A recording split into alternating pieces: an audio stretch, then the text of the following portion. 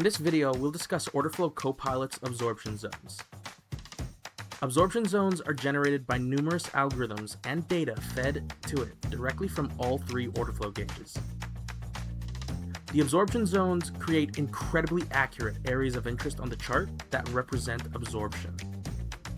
If you're not familiar with absorption is probably the main order flow pattern that traders try and detect on the market to anticipate a reversal.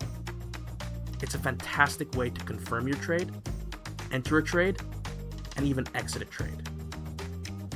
You are seeing objective proof on your chart that passive participants are successfully defending price against the aggressive participants.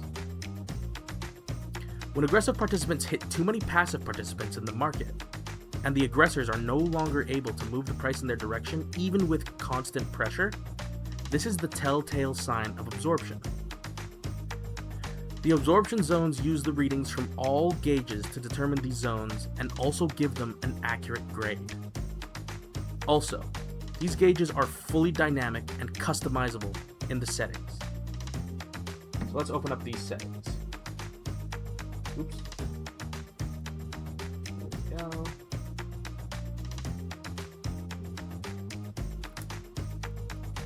Alright.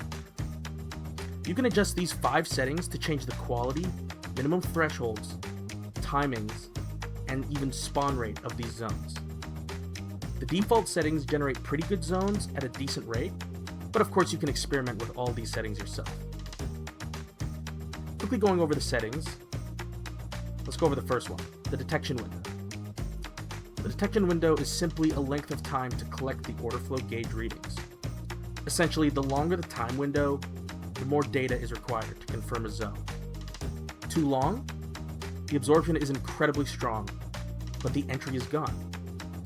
Too short, the entry is there, but the zone strength is more questionable. The default settings, through lots of testing, seem to be a good medium, but market conditions change. That's why I made these core settings configurable, so that they can adapt with the market. And future updates of OrderFlow Copilot will include tuning updates that match the current market conditions, so stay updated on the latest version. Next, the absorption time. Second one right here. This is the amount of absorption readings in seconds during the course of the detection window. For example, with the default settings, if we had 8 seconds of absorption in the last 12 settings, that hits our minimum threshold in the algorithm to try and determine proper absorption. The next 3 ones are not time-based. It's the market control threshold, the participation threshold, and aggression threshold. The market participation threshold is the most important. But what do these numbers mean? You see these yellow numbers besides all the gauges? Right here, right here, right here. Those are grades that feed the absorption zone algorithm. The higher the grade, the better for the absorption zone. So, the higher the grade of the market control threshold, the stronger the absorption currently is. The higher the grade for the participation threshold, the more active participation was at the time of the zone spawn. The higher grade of the aggression threshold, the more pressure the aggressive participants were applying.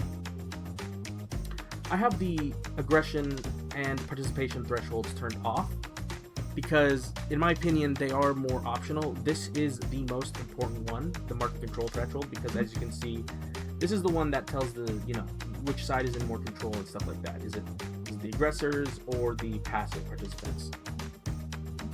So, I do have them optional. With these 2 disabled, the zones work pretty well. But if you want full control and stricter zone creation criteria, you have all the options you need.